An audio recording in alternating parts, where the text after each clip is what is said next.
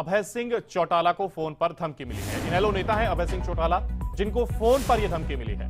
अभय सिंह को विदेशी नंबर से यह फोन कॉल आया। जींद सदर थाना पुलिस ने अज्ञात के खिलाफ फिलहाल मामला दर्ज कर लिया है। इनेलो नेता अभय सिंह चौटाला को फोन पर धमकी मिली है। आपको बता दें, परिवर्तन यात्रा वो निकाल रहे हैं और इस दौरान धमकी मिलने की यह खबर सामने आई है। अभय सिंह को यह धमकी मिली है। जींद सदर थाना पुलिस ने फिलहाल अज्ञात के खिलाफ मामला दर्ज कर लिया है और कार्रवाई की जा रही है। अभय चौटाला को फोन पर यह धमकी मिली है। इनेलो नेता है अभय सिंह चौटाला, जिनको यह धमकी दी गई है। इन दिनों वो परिवर्तन यात्रा निकाल रहे हैं और इसी दौरान धमकी भरी ये कॉल उन्हें आती है और विदेशी नंबर यह बताया जा रहा है। फिलहाल पुलिस इसकी जांच पड़ताल कर रही है और अज्ञात के खिलाफ केस दर्ज कर लिया गया है और पुलिस जांच पड़ताल में जुट गई है। अभय सिंह को यह विदेशी नंबर से फोन कॉल आया था, जिसकी जांच पुलिस कर रही है और अज्ञात व्यक्ति के खिलाफ केस भी दर्ज कर लिया गया है। जींद सदर थाना पुलिस कार्रवाई को आगे बढ़ा रही है। सिर्फ इस यात्रा से कोई विचलित हो गया होगा, ज्यादा परेशान हो गए होंगे कोई लोग, उन्होंने कोई इस तरह की छोटी हरकत करी होगी। मुझे इन चीज़ों की कोई परवाह नहीं, ना मैं इसकी तरफ कोई ध्यान दूं। ये तो परेशान हुए लोग क्या करते हैं इस तरह का। मेरा किसी से कोई विवाद नहीं है और ना मुझे इन बातों की परवाह। हमारे जींद में जो इनेलो नेता श्री अभय चौटाला जी हैं, जो विधायक हैं इलाहाबाद से, उनकी परिवर्तन यात्रा चली हुई है, जिसमें उनके जो निजी सचिव हैं रमेश गोदारा जी, उनकी तरफ से हमें सूचना प्राप्त हुई, कंप्लेंट प्राप्त हुई कि उनके नंबर पर कोई विदेशी नंबर से व्हाट्सएप कॉल कर रहा है और उनके अटेंड ना करने पर उन्होंने एक रिकॉर्डिंग जो है बना करके उनके व्हाट्सएप कॉल पे भेजी है, जिसमें उनको जान से मारने की धमकी दी गई है।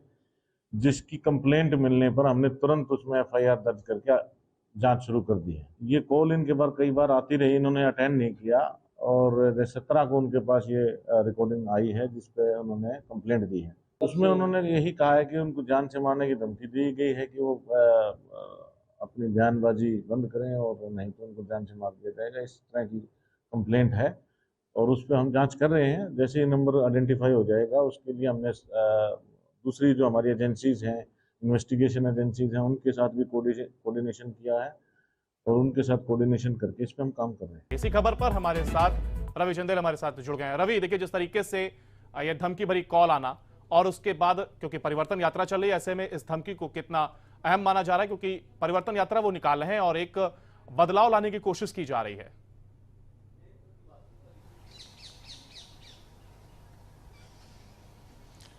देखिए, इनेलो नेता और इनेलो के प्रधान महासचिव अभय सिंह चौटाला को जो है वो एक धमकी भरा वॉइस मैसेज जो है वो आता है और ये धमकी भरा वॉइस मैसेज जो है वो कल यानी कि 18 जुलाई को देर रात 9 बजे के करीब जो है वो ये वॉइस मैसेज आता है, जिसकी जानकारी जो है वो अभय सिंह चौटाला के निजी सचिव रमेश गोदारा द्वारा जो है वो जींद सदर थाने में जो है वो दी जाती है। उनकी तरफ से साफ तौर पर कहा जाता है कि काफ़ी टाइम से जो था वो विदेशी नंबर के जरिए जो था वो अज्ञात व्यक्ति वो लगातार कॉन्टैक्ट करने की कोशिश जो है वो अभय चौटाला के साथ करने की कोशिश कर रहा था, लेकिन कांटेक्ट नहीं हो पा रहा था, जिस बाबत जो है वो उस विदेशी नंबर से जो है एक वॉइस मैसेज सेंड किया गया। उस वॉइस मैसेज में साफ तौर पर कहा गया कि जिस तरीके की बयानबाजी जो है वो अभय सिंह चौटाला कर रहे हैं वो बयानबाजी ना करें, अन्यथा जो है वो उनको जान से मार दिया जाएगा। इस तरीके की धमकी जो है वो वॉइस मैसेज के जरिए जो है वो अभय सिंह चौटाला को जो है वो दी गई, जिसके बाद उसके ऊपर जो है वो पुलिस ने जो है वो मामला अज्ञात व्यक्ति के खिलाफ जो है वो मामला दर्ज कर लिया है और साथ ही साथ न सिर्फ मामला दर्ज किया है बल्कि अन्य जांच एजेंसियों की भी सहायता ली जा रही है ताकि